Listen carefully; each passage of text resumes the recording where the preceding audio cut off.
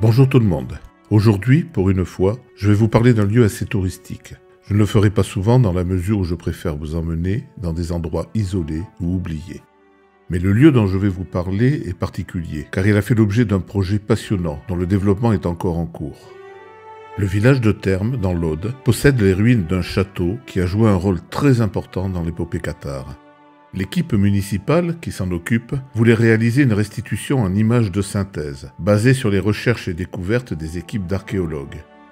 Mais l'investissement dépassait de loin les moyens financiers de cette petite commune.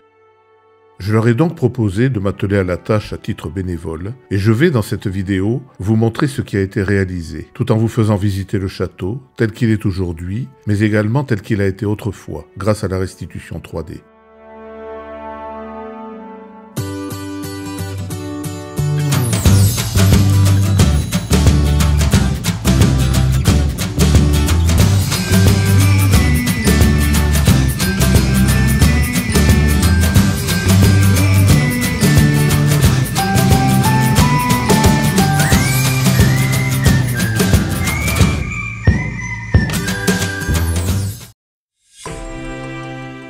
Le château de Termes domine le village actuel, qui n'a pas toujours été placé au fond de la vallée.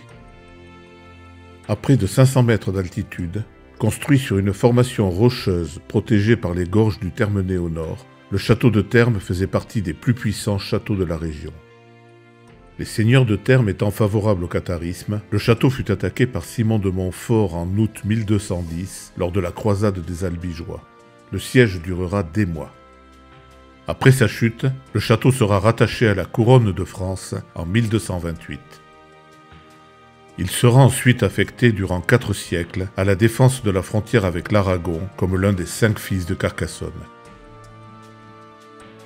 Les ingénieurs royaux le modifieront et le moderniseront afin de répondre aux nouvelles techniques de guerre. C'est à l'occasion de ces travaux que le village, jusqu'alors attenant au château, sera déplacé dans la vallée sur le site actuel. Mais l'entretien de la forteresse est très coûteux, et depuis l'apparition des armes à feu, les défenses devraient être revues. D'autre part, il serait dangereux de le laisser en l'état, car il représente encore une place forte utilisable par des ennemis ou même des brigands. Le pouvoir royal en ordonne donc la destruction complète en 1652. Le château, dès lors à l'abandon et enseveli sous ses propres décombres, deviendra un lieu de pâturage, et les terrains exposés au sud accueilleront des vignes au début du XXe siècle, au milieu des ruines encore apparentes.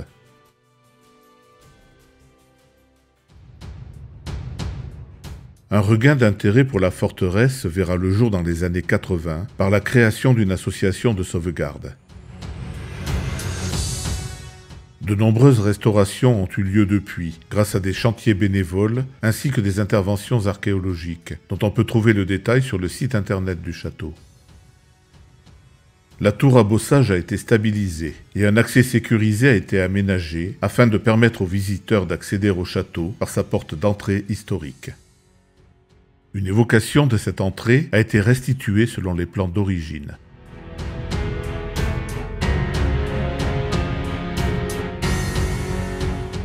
Les nombreuses campagnes de travaux ont permis de dégager la chapelle, dont la fenêtre en croix est devenue l'emblème de ce lieu.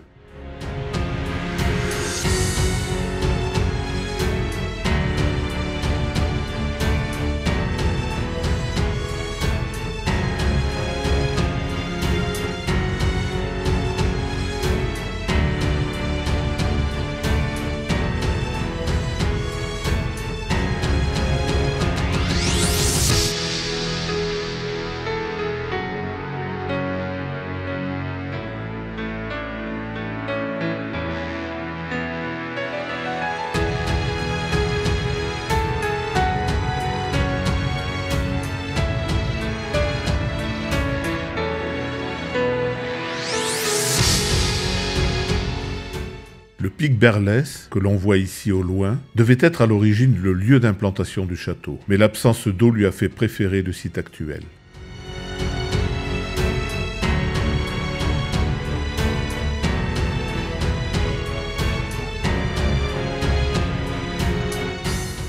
Cet escalier, paraissant aujourd'hui donné dans le vide, permettait l'accès à l'une des citernes.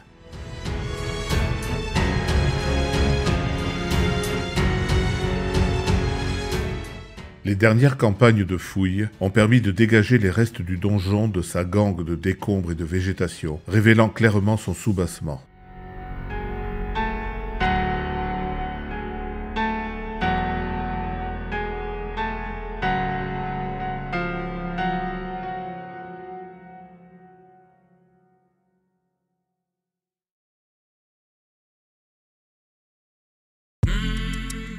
La restitution en images de synthèse a déjà demandé une reconstitution de la formation rocheuse sur laquelle est construit le château. Après avoir dégrossi le relief à l'aide des courbes de niveau disponibles sur les plans, il a fallu sculpter les détails à partir de nombreuses photos et vidéos pour obtenir un relief réaliste.